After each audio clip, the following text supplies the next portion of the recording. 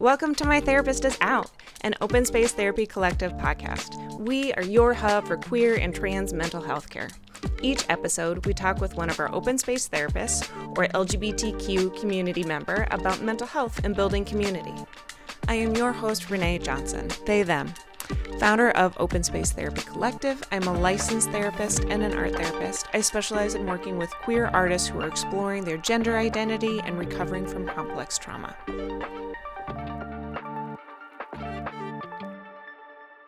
As we dive into today's topic, please keep in mind that this is a mental health podcast. We will talk about sensitive and difficult issues that are not appropriate for all audiences. Please take care while listening.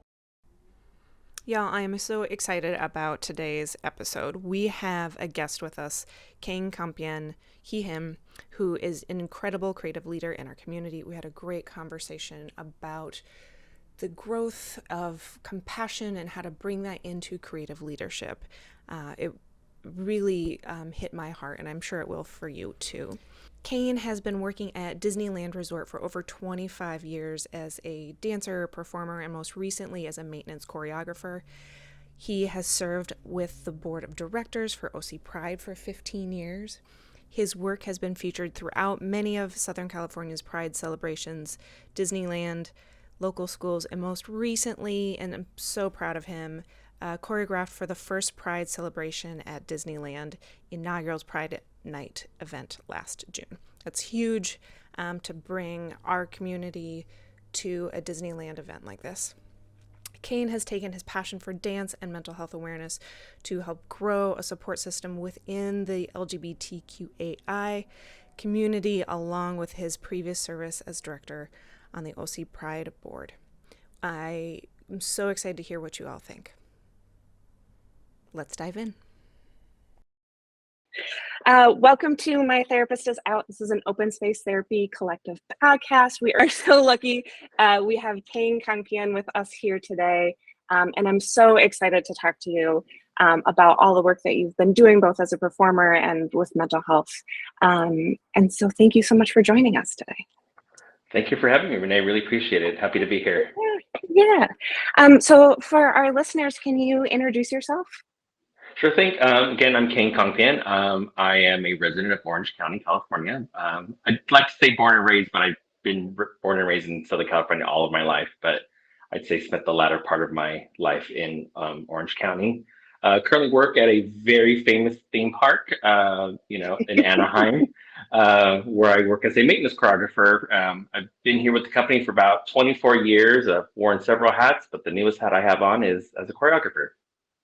That's awesome. How, in this very famous, will not be named amusement park, what does a maintenance choreographer do? I haven't heard that before. I'm not a performer, so I'm so excited to learn more about your world. It's actually a very unique role.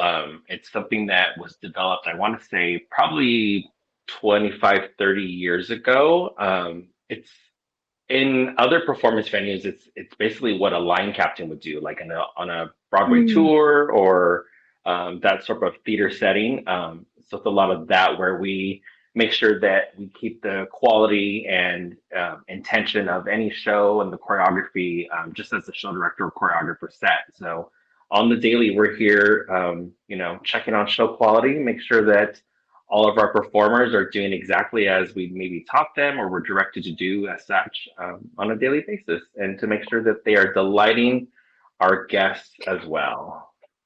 That's awesome. That sounds like such a fun and engaged space and like world to be a part of. Yeah, no, definitely. It's amazing. The more and more I've gone into, I've been in the role for about 6 years now, and it's crazy how much we see different people on a regular basis. So I think that's what's kind of exciting. Is it, tomorrow if I could be working on a atmosphere type shift where I'm watching a lot of the talent that we bring out to kind of bring the different areas to life, where the next day I could be working on a really big parade or a stage show. So I get to see a plethora of people and work with different personalities and inspire and motivate as best as I can each day. That's so cool. How did you get into this work? It feels so niche and such a desirable position to be in? It's I actually came out to an audition for this theme park about 20, a little more than 25 years ago. Actually, I was still in high school, I think. I had a friend that dragged me Oh, out wow. and said, "You got to come to this audition." I was like, "Okay." I wasn't even old enough for them to hire me, but I went through the whole process and, didn't make it, came back a few more times and finally, was cast, as we say in the entertainment world, and started as a performer. And I walked into my very first rehearsal and saw this role that I'm in now, um, Mm, teaching all these different things, and because you have multiple choreographers that are teaching multiple routines on any given rehearsal, and then once the parade goes live, you're looking at, oh well, this dancer position's open, that dancer position's open, who's going to do it, and they're figuring out that giant puzzle of how do we fill all those open holes. And I just was intrigued and enamored by the whole process, and I said, I'm going to do that someday. Performed for a very, very long time, moved into different types of roles behind the scenes, kind of on the production side of stuff. Never quite getting to this position. I actually interviewed for the role probably like 15 years into my career here and mm. didn't get it. And then several years later, they were looking again. And I said, well, let's see what happens. And here I am. So, That's yeah. so cool. It's such a unique position to be in, to like start in a career and see something that you want in the future and be like, I'm going to keep my eye on that and keep working towards that. When did you know that you were a performer? I feel like that's such a special disposition to be. I feel like it was early on. Both my parents are immigrants. My dad is Thai, my mom is Mexican. So they both came over here, different parts of their life. I think my mom came over when she was actually maybe just before she was a teenager. I think my dad came over when he was much older. I think he might have been his early adulthood. Um, Mm, so, like many immigrants, just fell in love with everything about American entertainment. So I can remember from an early on them getting dressed up on the weekend to go down to LA to see a show, and they tell me all about this show they were going to go see. Like I vividly remember them going to see Cats, I think it was, and every weekend there'd be some Rodgers and Hammerstein musical playing on the TV, or they'd buy me a record for like the Grease soundtrack, and I'd reenact all those scenes from any of those shows, those movies, and I just fell in love with that. And I remember just putting on shows in my living room for family, and with my cousins we'd make music videos. I directed and I'd choreographed it for them. Okay, we're gonna do this, and I didn't realize that was like actually something like you could like pursue, in your teen years. So then I got into high school and introduced to all sorts of stuff, choir and theater, and just did it all. And I cheered in high school as well. So it was, just high school is like this, like, whoa, you can do all this stuff. Like, that's great. I didn't realize that. And just bit by the bug ever since, and dove into college and just studied everything I could to learn more and more about it all, which was an amazing experience and prepared me to get to where I'm at now. yeah, that's amazing. Like being able to like start pulling the thread of like, oh, I can do this performance thing. Oh, and that leads to music, and that leads to cheer, and that leads to dance, and that like just being able to keep diving in. That's such a beautiful process. Yeah, it's been an amazing process for sure. It's interesting how it all comes together, taking small Mhm. tidbits of, when I was in college, they really emphasized that we learned all the behind the scenes stuff. So it wasn't just going to be, you're going to be an actor, you're going to be a dancer. They said, no, you're going to figure out how to make the costumes, how to build the sets, how to direct, how to stage Mm, manage, how to design the lights. So, um, which was, again, just fascinating to see it all broken down in those different steps. So coming to work here and being able to be so close to those different components to help put on any one show really just kind of gave you that appreciation for those different types of crafts, and then those folks that are working in those positions to help get us out there. So it definitely, like you said, it's been a beautiful journey to kind of bring it all together. cool. What at the beginning of your career and like coming out of college and coming to um, the theme park, what was that emotional experience like for you? Because that's a huge shift. Yeah. It I kind of feel like when I first kind of got here, just kind of wide-eyed, about everything and just seeing the different walks of life, you're working with. And in college, it's such a small program in theater and dance, so you become a family. So, Mm-hmm. it's a very comfortable space. And then you come to a larger venue, like a theme park, or whether it's a theater, outside of within a community or even a large theater. Um, and there's just a lot more people, more than just Mm-hmm. a dance or theater program, right? So I feel like I just kind of took everything in, and it was, I know a lot of people kind of equate their college experience to be like that big open up my world, like all the different people that you come across. And I think because I was so dedicated to theater and dance that I never saw anyone beyond theater and dance. But coming here, I was like, whoa, like this is fascinating. I'm a people watcher. So I, just kind of go, this is great. And like watching just some folks very comfortable in their skin, some not, and or watching people, kind of just going through different chapters in their life. And then eventually we start to see that family being created, because Mm-hmm. now the people you were performing with are getting married. Now they're having kids. And so now you're being part of all those different pieces. So now it's just the whole exposure of that, just you're seeing different people go through different parts of their lives. So just, yeah, it was kind of a really fascinating tapestry, if you will, kind of coming together to, you Mm-hmm. know, see how life happens for just not me, but for other people. Yeah. I mean, like the community piece of it and that like collaboration piece of it is so important. And I think such a beautiful thing about what you do is that it's so intrinsically involved. And there's the people doing the choreography and the performers engaging with each other and the set designers and the fact that everybody needs and relies on and is inspired by each other through the process is such a beautiful way to move about a career, move about a world, and really allow yourself to develop and grow while you're witnessing it with your peers. Yeah, no, absolutely. I was recently worked on a project that took me away from this particular little theme park, to work with another subsidiary, that they work on, um, over the ocean. And in that setting, even more so, that exact collaboration community that you mentioned was even more evident, which just Mm, again, for me, those are environments that I thrive in, getting to see mhm, where someone's maybe, I don't want to say that they're simply failing, but, they're having a tough time, getting their parts of the project, taken care of, or just getting it finished for the next, to present the production.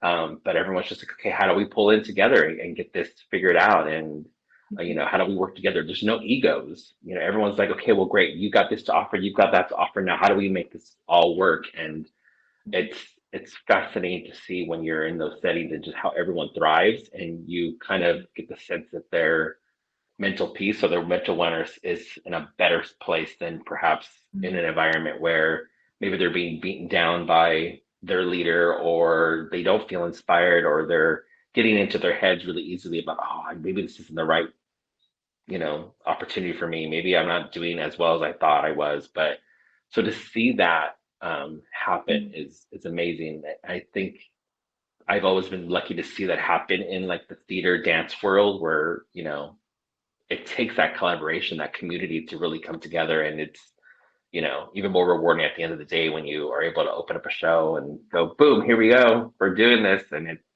it's just going mhm. on up and up from there. Yeah. How have you taken like through this process? How have you taken care of your own mental health? Like where you were at the beginning of your career to where you are now is very different. Like you were Mhm. starting out in a new role to now it's a big leadership role where a lot of people are really looking to you. And so I'm assuming that you need different types of like mental health care and self care through that process. Absolutely. It's I actually started seeing a therapist twice a month.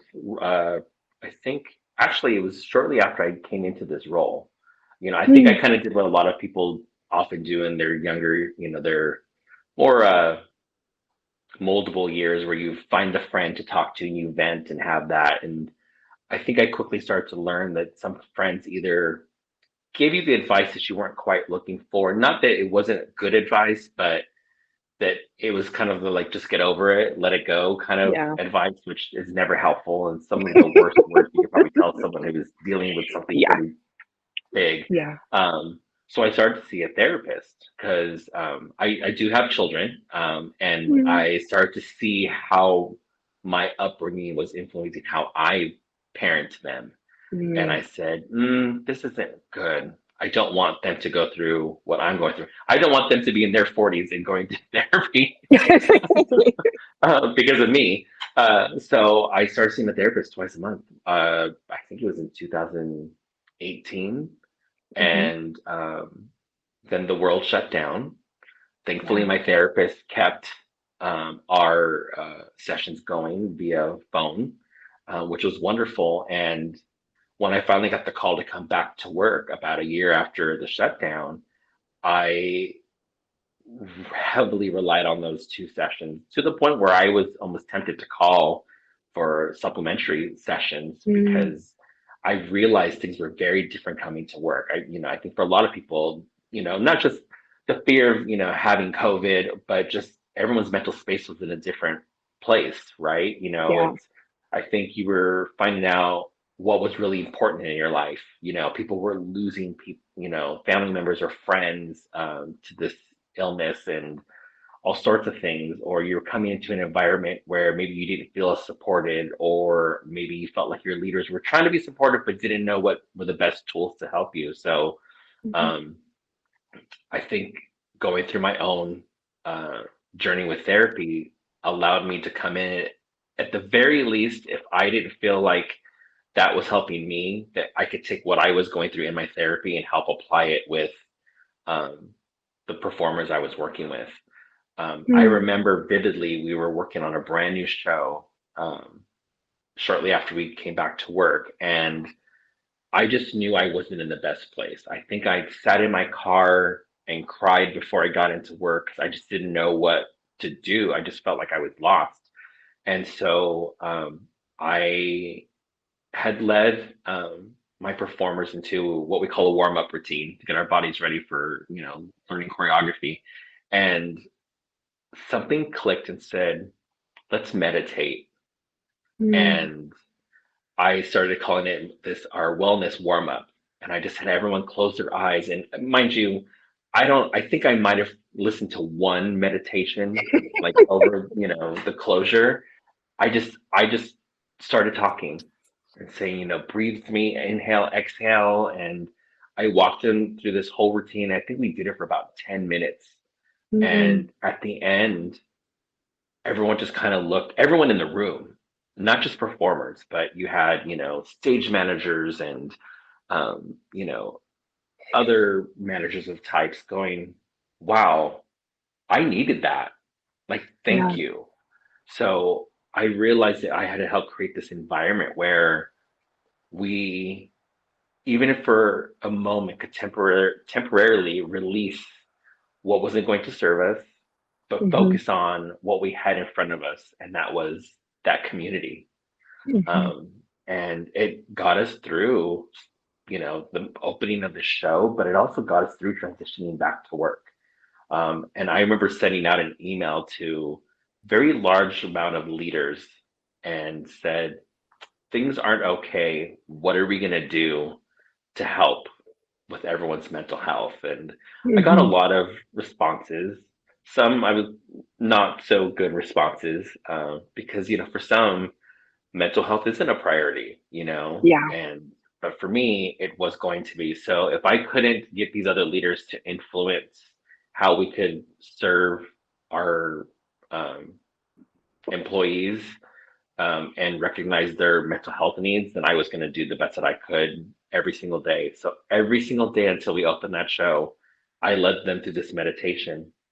And I encourage them every day after that, find 5 minutes for yourself and just clear your space of anything that you don't need, and take in what you do need. And it's a practice I still do now. I try to find different ways to change it up a bit because I'm realizing the different things that people need. Hmm. Alone, uh, not just doing like the breathing exercises, but now I tell them, okay, tell yourself 3 affirmations you don't hear enough in your life, or Hmm. tell yourself something you think you you don't even tell yourself enough. And I've had people come up to me and say, thank you. Like Yeah. I was actually going to start crying. I say, great. I encourage you to cry next time because that's your Hmm. body's way of releasing some of that stuff that you're holding on to. And so it's been amazing to take something as simple as me having a vent session with my therapist, for an hour and going, okay, well, how do I use that as a tool to help others that I'm with? And um, it's been amazing. And I mean, it's something that is now identifiable, Hmm. about me. And I have, colleagues that go, you're so great about how you talk to everybody and how you try to make sure they feel seen or heard, even if I don't necessarily agree with what they're going through, or if it's somehow impacted their work, um, it at least gives them a space to figure out what's going on. Or as uh, one of my favorite leaders told me, it gets you the root to the fruit. So you're Mm. peeling back those layers of the onion and going, oh, okay, this is what's at the center of this all. Okay, great. Now let's move forward. Oh, this wasn't about work. Oh, this is about the trauma you're dealing with at home. Okay, great. How can we get you the help that you need, to get through that? And then next thing you know, their performance at work has completely changed because Yeah. someone finally goes, what's wrong here? What's Yeah. what's going on? I mean, that's so beautiful and so important. And like, such, like, I just want to give you props because if more leaders took the moment to like check in and be like, I think my team's struggling, and like offer them some space and some support, like our world would be such a different place. And so to Absolutely.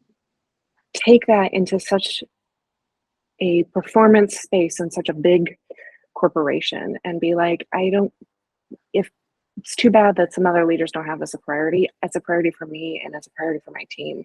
And I'm seeing the impact that this is having. That's beautiful.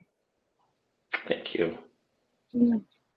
How were you able to kind of click into that intuition that that's what was needed at that time? Because going from, starting therapy and then the whole world shuts down and then kind of coming back, everybody was really raw and pretty frazzled. Like, how were you able to really catch that intuition, like, hey, I think other people need this too, and be resourced enough for yourself to be able to provide that space? Honestly, I mean, it really started as something that I needed. You know, I think the very first time I took that leap to say, well, let's meditate together, it was more of what I needed in the moment because I needed to Mm. clear my head because my team was looking to me to lead them through this very real, raw, show that was taking real moments in time to present this new performance to our guests. And I knew that I needed to be in a space to help them lead them through all of that. So I had to clear my head and go, I'm not okay. This is what I need. So a lot of times the words that come out of my mouth, and it's not scripted. It's just I'm just saying whatever comes to mind or comes to my heart. And I feel more often than not it's what I needed to hear, in that Hmm. moment. Um, it's funny. There have been a few times, and I can nearly count them on one hand, where I chose to close my eyes and meditate with them, Mm. and I would walk away feeling like either exactly the way I felt when we started or worse, because I realized that it was therapeutic for me to just lead them through that meditation, through that release. So it again, it was I think it was that conversation with myself. I kind of think of those moments when maybe you're having a conversation with a friend or, an acquaintance, and they kind of come to you unknowingly, um, kind of having an unofficial therapy session with you, and you give them some words of advice. And after you reflect on what you had given them to think on, and you think, whoa, I actually needed to hear that. So it wasn't Yeah. so much a chance opportunity for me to help this person get through what they were going through. Perhaps it was the universe going, no, we sent that person here because you needed to hear those words, and you need to Mhm. hear those words coming out of your own mouth. So Mhm. I think it's just I just take my own. I guess it's almost like in a weird selfish way. I take what I need, Mhm. to help others figure out what they need. And, a lot of times I think it's just building that safe space for people to go, oh, he gets it. I'm going to go to him next time something's going on. And, like I mentioned before, a lot of times when I have frustrated, employees coming to me about things, I go, hey, let's take a moment. Let's pause. What's really going on here? Is this Mhm. about like this costume piece that doesn't work? Is it really about this weird new protocol that management is asking you to do, or is there something else going on? Because I feel like Mhm. something else is just happening here. And because I built this trust with them, they just word vomit, and I go, okay, that's where it is. Yeah. So I think it goes back to that community that we talked about earlier. Just building that trust so people know that there's someone to go to. When I lead my performers to that meditation, and I always leave it open to anyone in the room. Obviously my focus is on the performers because that's what I'm there for. But I say anyone else in the room is you know able to participate, whatever you need, and I will literally watch the production team stop Mhm. what they're doing and go through that. I had a gentleman who, definitely on the support side of things, come up to me one time and said, hey, I'm so glad you do this and that you've opened this up for people, because I just lost my dad about a week ago and I needed that. Mhm. And it's amazing that my leaders never saw that what I needed, and you're the choreographers, at which whom I have nothing to do with other than supporting your performers. Yeah. But you gave me this opportunity, and you opened up a space where I could go through what I need to go through and release what I need to release. And thank you for that. And Mhm. it just, so it's amazing how just creating that space and that sense of community and trust can do be more impactful than just even the conversation alone, right? It's one Mhm. thing to offer someone advice and say, hey, yeah, sure, I'll be an ear for you or whatever you need, or a shoulder to cry on. But sometimes it's just feeling like, okay, I'm safe here. Yeah. It's so it's so important. And I'm going to push back on the selfish thing, because when we're in these communities and when we're building these communities and we're building this trust, our experience is so interconnected. Even if it's, a production person who you don't overlap with a lot, just by working together and sharing the space, the trust continues to get built and people see how you treat other people.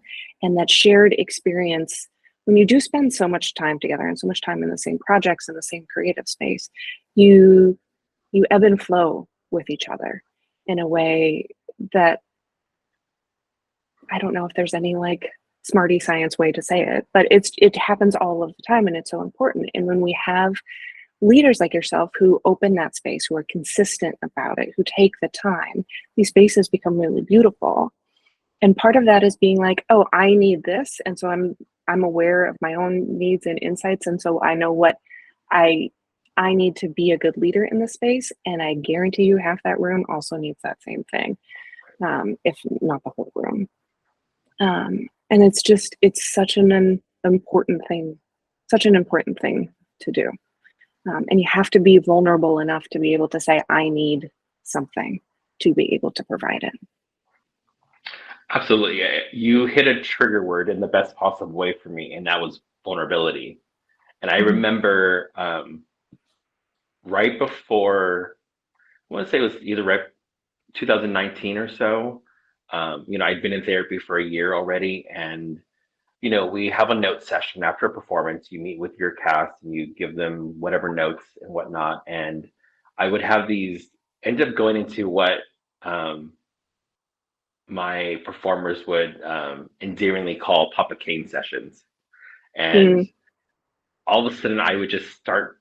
I give them like, oh, don't forget it's on counts this 7 and 8, or it's don't forget to point your toes and all this, and then somehow I go into something, whether I would address something going on in the world or something going around just here at the workplace, because that's part of it. Is sometimes we ignore what's happening around us and don't address it, and everyone's like, is anyone going to address the elephant in the room? No, just me. Okay, cool. And or I just would kind of touch on what was happening. But I think a lot of that was coming up as a result of the therapy I was going through. And I remember finally opening up to my cast of performers, say, I was really struggling. And I said, it's really hard for me to be here right now. I'm really going through a tough part of my life. I'm falling into one of my depression eras again. And um, being here with you all is what's kind of helping me get through my day, but it's super tough.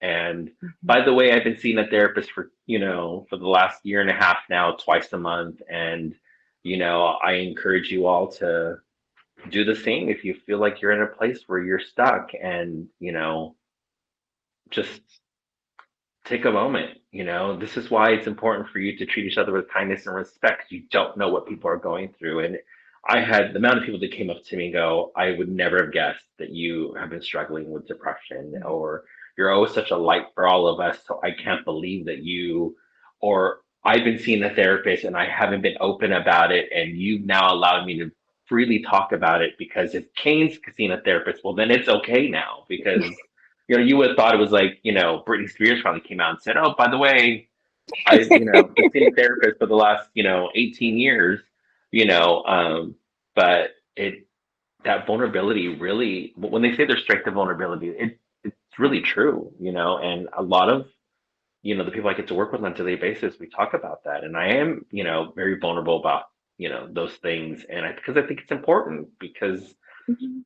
it's otherwise we go back to what we were raised, and that's push the feelings down, ignore that, or stop crying. Don't, Mhm. boys don't cry, or, this isn't the time and place to cry about this, that, and the other thing. And it's like, no, I think that's exactly why we're where we're at now, Yeah. as a result of all, the suppression of those feelings, or not recognizing what's the struggles people are going through. Mhm. Totally. Like the amount of, I mean, now even in my 40s, the amount of like my, um, the toxic sayings from my parents of, don't cry, I'll give you something to cry about. Stop it. Like all of that, just put your head down stuff. I still am 41, however old I am at this point. It's still there. And it's still something that you're like, nope, that is a toxic thing that from a boomer era that I don't need, and have to continue to actively be like, no, I'm going to go be vulnerable. No, I'm going to admit how I'm feeling. And it's tough to really push against that a lot. Yeah, I agree. It sounds like your leadership and your career space has changed quite a bit since starting therapy and really bringing that in. And it's interesting to me that you went in being like, oh, I'm seeing my kids take on some of my stuff and my parenting. I don't want to do that. And then you're having Papa Kane sessions at work. What are you seeing in your kids or in your parenting style that's shifted? I definitely have a lot more patience, that's for sure. I bet. Because I allowed them to give them to have that space. Just the other night, we had to have a very serious conversation with my older son, who isn't doing well in school, first year of high school. So there's those struggles, and just having to Hmm. be a more independent person. And you wouldn't be able to tell from this conversation, but um, when I get very passionate about a topic, my voice elevates and gets louder and louder, which can often be misperceived as being angry, and Hmm. that's not the case. It's just the fire within me is just is building because I just want so badly to help someone, whether it's my own child or a friend or a colleague or whatever the case is. And so my voice gets higher and higher and, louder and louder. And I have to find myself going back and maybe just not feeling the need to respond and just asking those questions to help prompt that open conversation. Is there Mm-hmm. something else that's really going on? Is someone bothering you at school? Are you being bullied? Or, I have two teenagers. It's like, okay, is there something deep down inside that maybe you're not comfortable with right now that you feel you want to talk to us about, Mm-hmm. um, and it's like, no, I just don't have motivation. Okay, well, great. But if there's anything else you want to, come to terms with at this moment, you have the floor, you have a safe Mm-hmm. space here, we love you no matter what, Yeah. and um, but it's just trying to find those um, moments to just keep the environment safe and Mm-hmm. positive, um, Mm-hmm. to kind of keep that again that trust and even that Yeah. sense of community within family. So patience. All that to say, patience has been my biggest shift. When I encourage all my kids to show their emotions and feel what they're feeling, I do tell them, if you're angry, you're hurt, you're upset, you're overjoyed, whatever the case is you're feeling, feel all those emotions, every single one of them. However, I'm going to encourage you to pause before you choose to react Mm-hmm. because you don't want those emotions to fuel your response and how you feel it or how you want to approach the situation. There's a difference between being reactive or responsive, and you probably Mm-hmm. want to be responsive, not reactive, because you're if you're being reactive, you're using those emotions you're feeling in that moment to fuel that reaction Yeah. versus taking a pause, releasing, exhaling and going, okay, how do I respond to this? Mm-hmm. Or there are times even I tell when I'm talking to my older son specifically, it's like, hey, can you look at me? Will Mm-hmm. you look me in the eyes, please? And rather than having that whole conversation like buried into the pillow and whatnot. And Yeah. because I don't want them to feel like they have to hide themselves in order to have this vulnerable emotional conversation. So, Mm-hmm. um, yeah, because I'm definitely a product of don't cry, I'll give you something to cry about, or boys don't cry, and stop crying. That there's no reason to cry, and it's like my youngest wasn't feeling well the other day, and very lucky in so many regards to have my parents live with us, and they're older, they're in their 70s and 80s, so they live with us, and sometimes well, more so my mom, will let out one of the old, Mm-hmm. stop crying, stop crying, stop crying, boys don't cry. And I look over at her the other day and I said, you really have to stop telling them to not cry. I said, they're obviously upset. Let them cry. Yeah. Even if it's for, I mean, my 8-year-old, sure, might cry for something that's traumatic or triggering for him at that moment Mm-hmm. because he's an 8-year-old, not because Mm-hmm. he's going through some crazy emotional piece, or maybe he is, whatever the situation is. But let him feel that in that moment, and then I can, decipher whether it's like, hey, were you upset because of this or were you upset because of that? And Yeah. we can kind of have that conversation and shift that perspective and everything. So yeah, just again, patience and trying to erase some of those Mm-hmm. old boomer, you know, Mm-hmm. um, I wanted to use a fancy word, but I couldn't think of it. But just those boomer tendencies, right? Yeah. Like, we don't need to be in the boomer era. Let's bring it into the Totally. now. Yeah. Um, how did your mom respond? I'm so curious. She kind of does she kind of ignores it, Mm-hmm. but I think she more so ignores my response to her, but will respect what I said and try not to say anything down the line. I Mm-hmm. mean, there was a moment with my older son a few years ago. It's for myself. As a teenage boy in my pubescent years, where you get some of that extra weight onto you, and then as you start to get taller or your activity increases, maybe you lose some of that, Mhm. softness in your body. And my son was kind of going through that, and my mom, and I don't know if it's necessarily a boomer thing or if it's, her growing up as a Mexican woman, but, you know, calling out your curviness or soft parts or, Mm. is somewhat of an endearing thing, so my mom would make comments about my son's weight, Mm. and I finally had to turn to her and say, he doesn't like when you say that. I know you don't mean anything bad Yeah. about it, but he doesn't like it. It really bothers him and it hurts him. And it was almost me speaking up for myself 30 years ago, you know. Hmm. Um, they my one of my mom's pet names for me growing up was Baby Huey. And I don't know if you remember Oh, Baby wow. Huey. I do. Yeah, What is a Baby Huey callback? was, yeah, one of those old cartoons that very large. I think he was supposed to be a duck, but I don't Yeah. know. But he was a larger than life duck, Hmm.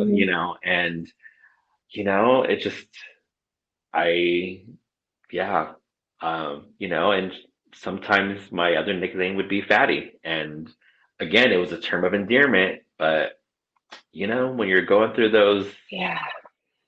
points in your life, and you're just like, is there something wrong with me? Should I look a Yeah. certain way? What, and so a little triggering. So I had to ask her to, hey, that really bothers him. I think Hmm. you can find other ways to, joke with him or show Hmm. him that you love him, if you will, or other terms of Hmm. endearment, you know. Um, and so she understood, and she let it go. And she, has never made any comments like that again. So, Awesome. which was actually, interesting because I wish I would have felt that way 30 plus years ago. And then I Yeah. maybe wouldn't have nearly as many of the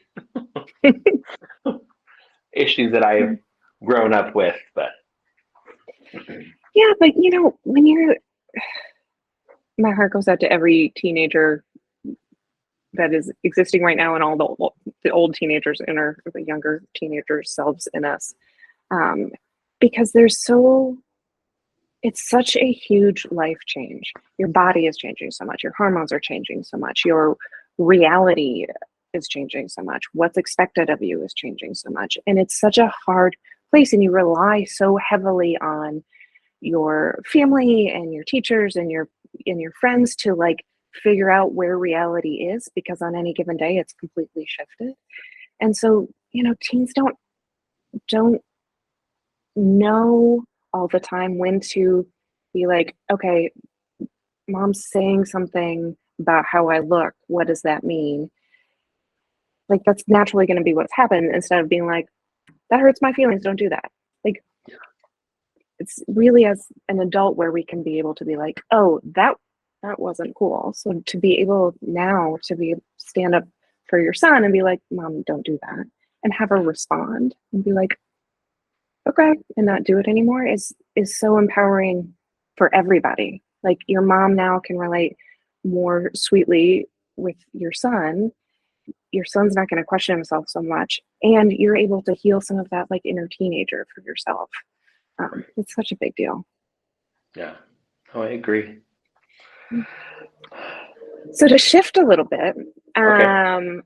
I heard that you were a part of the first uh, theme park Pride Night recently, which is a huge deal.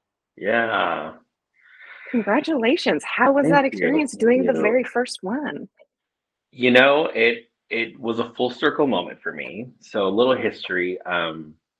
Since I was a performer, 25 years ago, I had an opportunity to um, dance in my first Pride parade with Mm. some other performers here, and it was something that they did. They had an unofficial group that they put together and did exactly what we, had been doing, being paid for over at this theme park, and danced down the parade. And it was such an interesting um, and amazing opportunity all those years ago.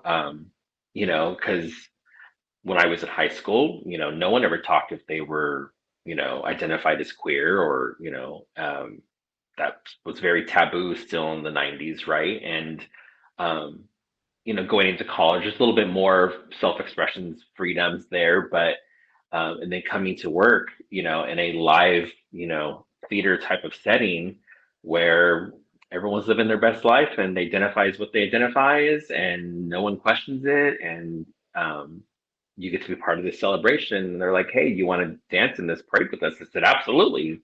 Who doesn't want to just dance to do what we do? And it's Mhm. not to, super high energy, cheery music. It's to like something that's top 40s or whatever that's iconic in, music at that time. Um, and I'd done that for a few years just as a performer.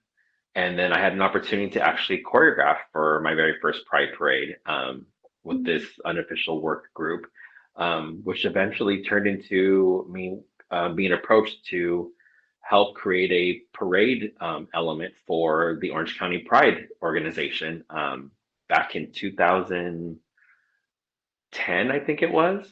So Mm. I was approached, said, hey, we heard you do this. Would you like to come join us? And I said, absolutely. So something a little bit more official, Mhm. and got to take some of my world famous entertainment theme park friends and said, hey, you want to come dance with me in these pride parades? Like, not have to worry about what we're wearing or what we're dancing to. And they said, absolutely. So, yeah. So I've been doing that for, oh gosh, 15 years, and here I am as a choreographer. And I was approached, said, hey, we have this event going on. It's pretty big. We understand this is something you've done before on the outside. Think this would be something you're interested in? And I said, absolutely. Mm. Absolutely. It kind of, I don't want to say sealed the deal, but like it just, again, it was a full circle moment because we had taken something that we had done unofficially, not quite representing the establishment we worked for, but taking a community that wanted representation, could feel they could express their individuality, because that wasn't so much a thing back in the 90s and early 2000s, Mm-mm. and where your place of work, you're wearing all the same costumes, and no, everyone's hair looks the same. There's, all those things. And here you're doing this and we're celebrating different individuality. We're saying, sure, you want to put on makeup for this event, put on makeup, and these costumes are going to be fun and you're going to feel good in them. And it's maybe something you feel comfortable and identify with. And it just such, I don't know. It took me a really long time to come off of the high of that event because it Mm. meant so much to me, with all the work that I had been doing with Orange County Pride for over 10 years, almost 15, because I forget my older son was born when I was approached to join the organization. And, but I'd also been performing in these parades for 20 years, so it's just such an amazing experience to share. And having obviously attended many pride celebrations and being on the board of directors with OC Pride, putting on our local pride festival as well, to walk into a space and just see families in tears, and not just families, Mm. just adults, all these guests in tears of joy, watching um, this pride parade, if you will, inside a theme park, and Mm. feeling safe, feeling like they could come to a place and express themselves, not be judged. And, it was amazing. I remember I took the longest walks I could just to walk up and down the parade route to see guests before it started. Just Mm. kind of seeing everyone and see how happy they were and celebrating that. And I just would smile back at people and, running into friends that had been part of the company years ago that have come to be at this inaugural event. And, for them to see that I was part of it and they go, oh my gosh, of course you were part of this. Like, this is iconic. This is so great. Like, thank God, it's just such a fulfilling event to be part of. And like I said, it took me a good couple months to come off of that high. Like, Yeah. I don't know, I could have been asked to choreograph something for the president, and I would have been all okay, yeah, just because this was such a, a project that was so near and dear to my heart.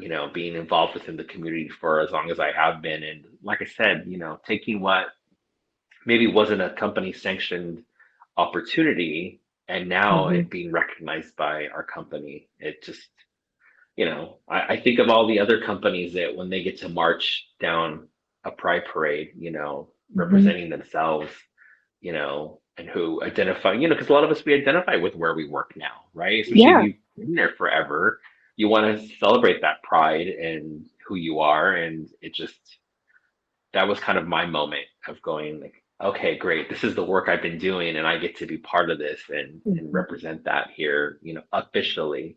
So Yeah. it's pretty amazing.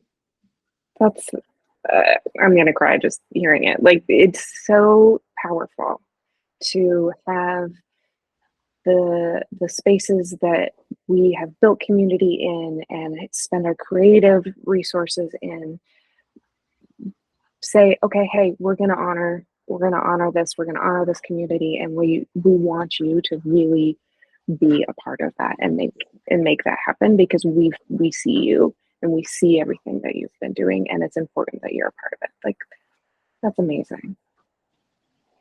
Thank you. Yeah, it really was. I remember talking to people about it and I seen many friends that have left the company since who were with me all those years dancing in those pride parades and like it was just kind of reminiscing about what we did back then to seeing it now become this major event was Mhm. um yeah, was pretty amazing. I feel like I'm at a loss for words, other than amazing because Yeah. I just it's just it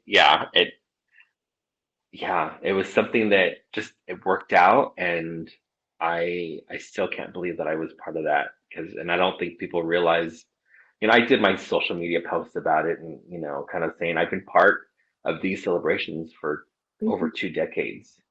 I've been part of a board of directors for 2/3 of that and getting to say that now this has been my official work and not some volunteer work I've been doing for a nonprofit or just Mhm. for fun. Hey guys, I need some dancers for this, but it's volunteer. It's just to see it all actually happen. It's just come to fruition. It was absolutely amazing, and I just the emotions I saw, and I had former board members or current board members reach out to me that were in attendance and said, "Oh my gosh, I I can't believe this. Like, this is fantastic."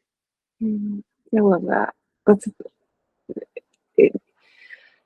I mean, I think especially with everything that's happening now and has been, especially with all the like anti-trans bills and all like people trying to revoke gay marriage and all of this like backsliding that's happening, to have a space like this, um, be like, no, we're gonna put on a big official pride, and it's gonna be the first one, and we don't care that all of this like horrible bigotry is happening. Like, this is important, and this community is important. Is that's it gives, with everything politically that's happening right now. It's stuff like that that gives me a lot of hope. Yeah, I agree. Well, thank you so much for joining us today. I could talk to you for another hour. I can't believe an hour has gone by already. If people want to find you or connect with you, where can they reach you I'm probably close to that boomer age. I keep my social media at? pretty like chill, like, I mean, I'm on the Facebook, I'm on Instagram. Most of my accounts are private, but if someone's really reaching out, wants to connect, I'm happy to be there. But on Instagram, I'm at Papa Kane 78, and on Facebook, I'm just Kane Kongppien. So, but yeah, that's all I really do. I think I have a LinkedIn if they really want to find me on LinkedIn, but yeah. Awesome. Great. Well, I'm sure people will really connect to what you have to say, and they want to see your choreographed work. There's always a theme park in Anaheim that they can come see the results of There your is. creativity. Yes. And then you're still part of the OC Pride events.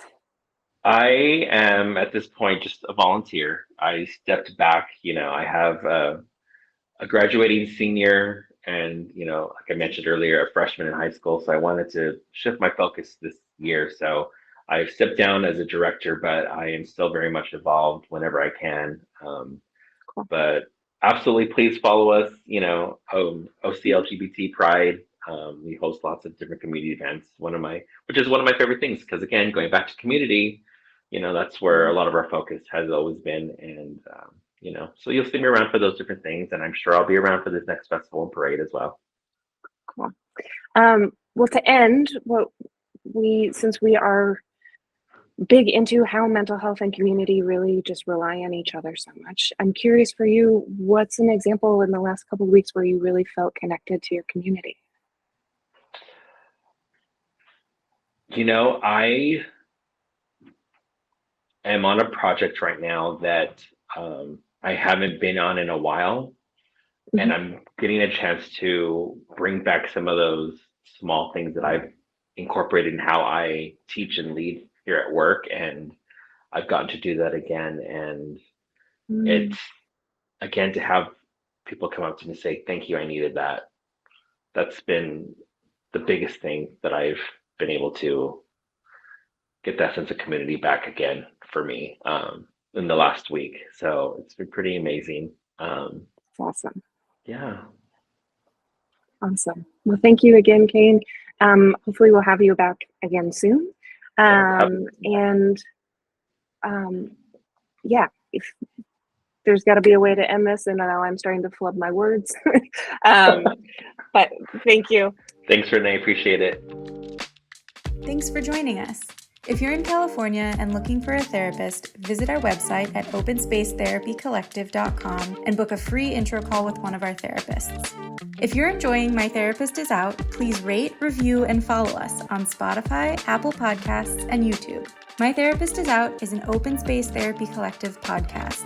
Our therapists are Renae Johnson, Kristen Crow, Debbie White, Jenny Nigro, and Tara Friedman. Our podcast editing is done by Smash and Grab Studio. We'd love to hear from you about today's topic, so you can email us at info@openspacetherapycollective.com. You can find us on TikTok and Instagram at My Therapist Is Out and Open Space Therapy Collective. Thanks for listening.